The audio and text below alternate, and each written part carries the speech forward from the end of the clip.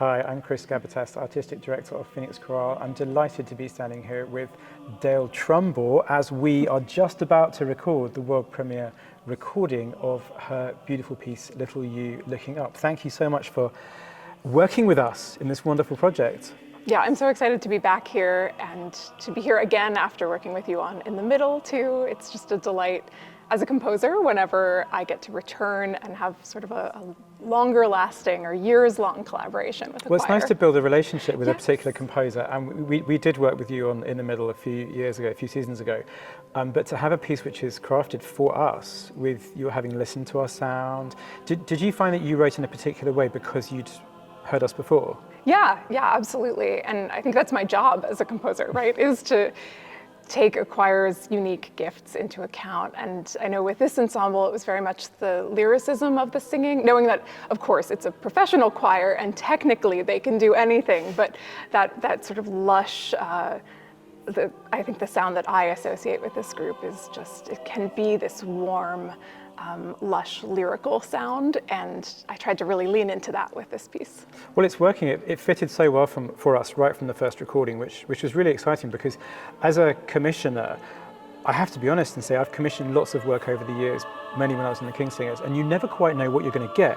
And you might have in your mind or in your consciousness a particular piece that a composer's written, and you think, oh, I want it to be like that. And of course, they've already written that piece. And so it's always a moment of sort of nervous excitement when you open a piece for the first time. And I've never been disappointed whenever I've commissioned a piece, because you play it on the piano and you listen to it and it starts to come to life and you think this is a joy, and it's even better than what I thought I was going to get, and it's really, really exciting. But tell us a bit about this particular piece, because you wrote the lyrics as well.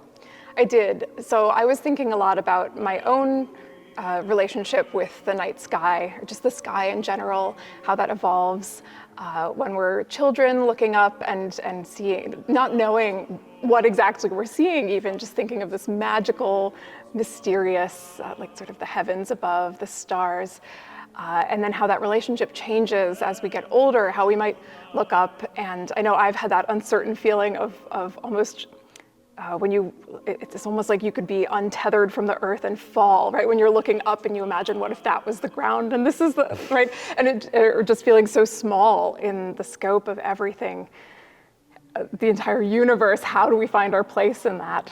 So I was thinking about all of that. And then I was also thinking about our conversations and your relationship to the night sky, and how you mentioned that while it wasn't necessarily intentional, your daughter's names have these relationships to stars. Yeah, and I thought that was so beautiful. Yeah.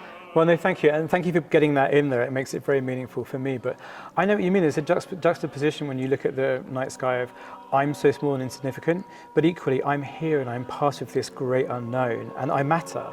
And so I think there's a great message within the piece on so many levels. I find it really comforting when I read the lyrics, because it makes me gain self-belief about my position and my place and my sense of value in the world, as everybody else has as well. And I hope that listeners will gain that sense of permanence and security from it as well. But also a questioning sense of what we need to look upwards and outwards to find context for our lives, and to realize that actually we're a small part of the infinite.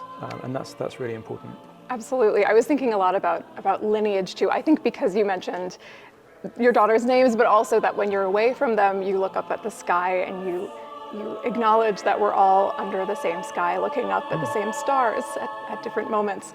And that just got me thinking about our lineage, and how the stars can be a reminder, yes, that we are very small, but also that all of us, our ancestors before us, maybe our children after us, will look up and see many of the same stars. So many cultures have a much better explanation or narrative for that journey and that relationship than perhaps, say, the English or the white American culture may have. I've limited experience, but cultures in Africa and in Asia and in South America, for example, and Native American cultures as well, would think about their relationship with the night sky and the cosmos, and they wouldn't use the same terms. With holes cut in it. Absolutely. Yeah, and seeing the ancestors in new stars that they viewed in the sky. I think it's a really, really beautiful sentiment, and it helps, again, to establish a sense of place for where we are. So I think the piece works on so many levels, and the sound world that you've created is unmistakably Dale Trumbore, which is what we wanted, so that's absolutely fabulous. But I think also it's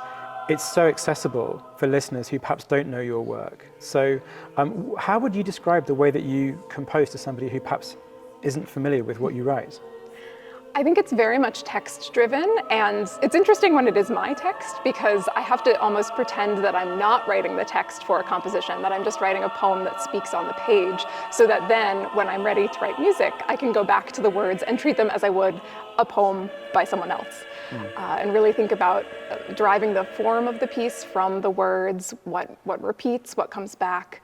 But then the harmonic language and the melodic language, I think very much when it's a commission, come from the sound of the group, like we've talked about quite a lot, right? How thinking about the chords that I know really resonate with this group. And we're hugely grateful for that. Harmonies, right? Yeah, not every composer does that. I think many composers do start with the text and they go for a very text-driven interpretation through their musical style, but it is a real pleasure to work with composers in realizing a new work and understanding that they know your sound and they get what you're trying to do. That's a huge privilege and pleasure. I suppose one other question is, do you enjoy the recording process of your pieces as much as live performance? Do you find it artificial, or do you love the idea of putting a permanent stamp onto your content, your craft?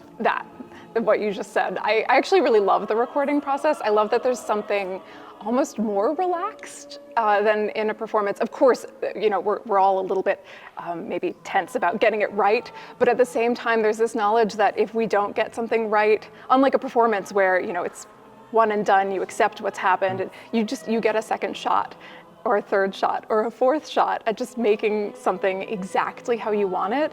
And I love that there's that element of craft in a recording, the same way that there is in a composition, right? Where I can spend as much time at my piano composing as I need to get a piece right. And now we have the same experience playing with sound. Well, we are so excited. I speak on behalf of the whole ensemble. We're so glad to have you here. Thank you for writing for us, and let's go record it. Let's go.